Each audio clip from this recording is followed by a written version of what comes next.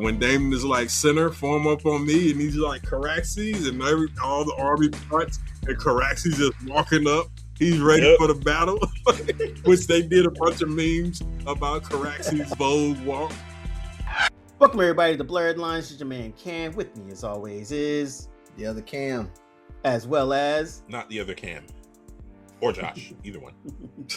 Not the other Josh. Sick. Not the other Josh. The professor, the Dragon Lord, our resident House of Dragon scholar, and we are finally here to talk about the end of season 2, 3. We had 3. Season 3. Well, season 2.5 and season 3. 2.75. Yeah, basically. Of House of the Dragon, aka Dem Thrones. Dem Thrones. Dem Thrones. They're having so much fun with it.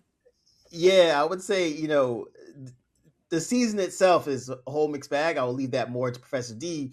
But for me personally, the social media memes that come off of every episode fills me with so much joy and great distraction from the dumbness that's going on in the world. One of my favorites was one episode debuted at the same time as the BET Awards.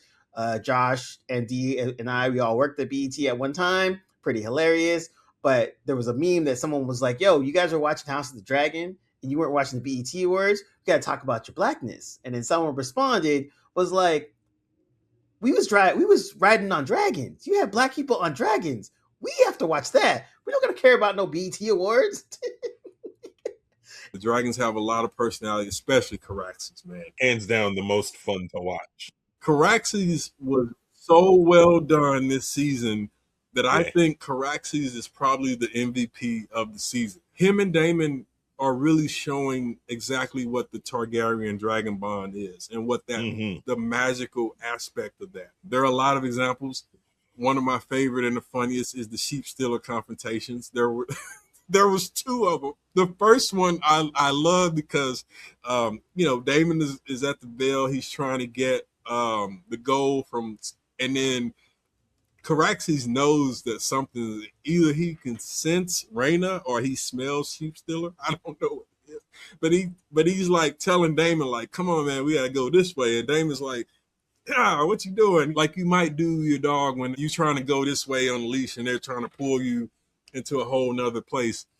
And that was great when he pulls up and Rhaena and sheep stealer, and sheep stealer is basically roaring at Caraxes like, this my house, what you doing? What you doing here? But the second scene was even better when they show sheep stealer and Rhaena flying, and then you see Caraxes like drop on top of him and like kick him and force him to the ground. And speaking of the memes, someone wrote like Caraxes legitimately told sheep stealer to pull over. To pull over in the name of the queen. I think that's the part, like the dragons had so much personality that when it helped the show. Like, you can do a whole BO with all the dragons. I was sending Josh like dialogue exchange between sheep stealer and Caraxes. And also shout out to Kev on stage who did the Snapchat feature. And he was giving voice to the dragons.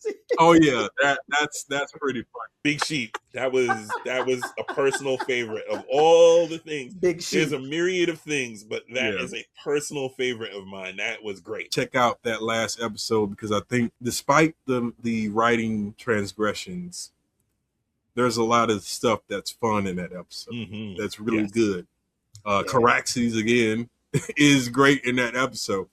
When Daemon is like, center, form up on me, and he's like Caraxes and all the army Caraxes just walking up. He's ready for the battle, which they did a bunch of memes about Caraxes' his bold walk to the walls. And I want to touch on something that you brought up, the 2 things that you brought up before. The bond between Rider and Dragon, but specifically the bond between Daemon and Caraxes is something very, very different from all the other riders that you see on the show. Absolutely. And have seen in the world of Game of Thrones. Yeah. And that's not just Ryder and Dragon, like there's something more going on there. Not nothing sexual, obviously, but No, magical. you can tell that there's certain things that Damon doesn't even have to say, and Caraxes is ready to go to do the thing that he's thinking. But Damon is the classic Dragon Lord in the story. He's meant to show us what the Dragon Lords of Old Valyria were like, and that's exactly what they were. They had bonds with their dragons that were both practical but were also very magical. Couldn't be explained. And they had attitudes exactly like Damon, which is everyone else is less than us. We are the Dragon Lords of Old Valyria. We have dragon power, so there is no one who can assail us, and we know this, and everyone else should know it, and we should act like that. I know Professor D wants to do a little bit more of a deep dive from book to page to screen, so look forward to that in the next couple months. But we'll definitely do a little bit longer and get really in the nitty gritty of the pieces that House of Dragon is definitely missing. But as always, this is Blerdlines. Don't forget to like and subscribe and follows and shares and all the good stuff. And we out. Them thrones.